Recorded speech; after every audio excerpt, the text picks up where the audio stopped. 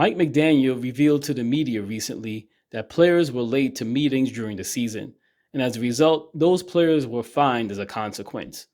When a player is disciplined for a behavior, the expectation is that behavior should change. Yet, many of these players continued to roll in whenever they felt like it, showing no regard or accountability or professionalism. Mike McDaniel's approach to leadership is centered around fostering a player driven culture, where the individual is supposed to be motivated by personal goals or a commitment to the team's success. But it's clear that some players couldn't care less about this supposed responsibility. When a coach gives you a freedom to succeed, it's not an invitation to slack off. It's trust that you're supposed to take it seriously. Unfortunately, that trust was repeatedly betrayed, and McDaniel's effort to create a disciplined, focused team fell flat. The truth is, in his fourth season, McDaniel has to do a better job implementing and enforcing stricter measures of discipline, something that's really been lacking in the past. Looking back at the 2023 season, Vic Fangio, the defensive coordinator at the time, called out the lack of a championship mentality, especially among defensive players. He pointed out the glaring immaturity that led to players failing to taking their roles seriously. Fangio's old-school, no-nonsense style of coaching simply didn't fit with the relaxed culture McDaniel was trying to foster in Miami, where players were given more freedom than they probably deserved.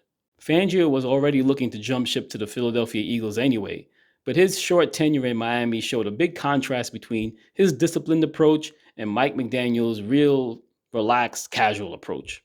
Practices were loose and sometimes unstructured, and players like Tyreek Hill would come out of the locker room, attend a few reps, and then run right back into the locker room. The whole environment felt like one big vacation with no real urgency or focus on the brutal physical demands of an NFL season. McDaniel and his analytics team seemed more focused on load management, trying to keep players fresh for the end of the year. It's impossible to say whether this strategy was effective, especially since the Dolphins' season was marred by injuries to key players like Tua Tagovailoa and Jalen Phillips. As McDaniel heads into the future, the pressure to maintain his player-focused mentality while also trying to enforce discipline is surely going to mount. Whether this approach is going to work or not is anyone's guess. But what seems to be certain is that the Dolphins need to have a serious overhaul in how they go about their culture in the locker room if they're ever going to compete on the highest level. If Anthony Weaver leaves, the impact on the team's discipline and structure could be disastrous. Weaver is one of the most respected figures on the staff, and losing him would deal yet another blow to the team's already fragile leadership dynamic. Without Anthony Weaver, Mike McDaniel might find himself in an even bigger bind, having to scramble to replace him with someone who can command the same type of respect, someone with the forceful presence of a Robert Saleh, for example. If McDaniel manages to bring someone like that in, it might help him hold on to whatever shred of control and leadership he has left with the team. Saleh is known for his all-gas, no-breaks mentality, and the guy is an excellent defensive coordinator. Just look what he did with the 49ers. Sure, his time with the Jets was a mixed bag, but McDaniel could really use a no-nonsense guy like Saleh to rein in the defense. But if Weaver bails and McDaniel has to hire a new defensive coordinator, and that defensive coordinator is not a disciplined type guy, then McDaniel's going to have a real problem. He'll need someone else to play the bad cop role because it's questionable whether McDaniel himself can suddenly step into that persona. For 3 years, he's been the good cop. And if he flips into a more disciplinarian style now, it'll feel completely fake. Would the players respect him for it? Or would they just see through this sudden shift and question his authenticity? Well, let's be clear. The foundation for good football is simple: accountability, discipline, and avoiding making mental mistakes. These are basic principles, and the fact the Dolphins can't get them right is extremely frustrating, especially with locker room leaders like Calais Campbell and Teron Armstead possibly leaving the roster after the season. Mike McDaniel's player-driven culture sounded good in theory, but as the season went on, it became very obvious, to Mike McDaniel's own admission, that all the players weren't on board.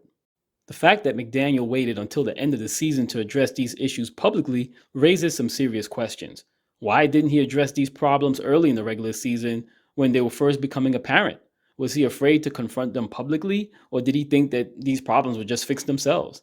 Now, with some of these players already gone or potentially on their way out, McDaniel's leadership will be severely tested in the offseason. He'll have to act fast and nip any issues in the bud before they spiral out of control. And Tyreek Hill might be the first test case. Bottom line is, the team's character is at stake. And that's not something I thought we'd have to discuss under the Mike McDaniel era, especially considering all the high character individuals they always talk about adding to the roster. If the Dolphins continue to lack discipline and accountability, they're screwed. You just can't ignore the issue and expect things to magically turn around when it matters in the regular season and the playoffs. Mike McDaniel has to figure this out now, or else he'll risk losing the entire locker room.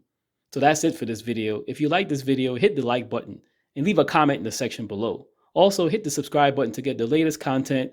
And as always, I'll see you in the next video.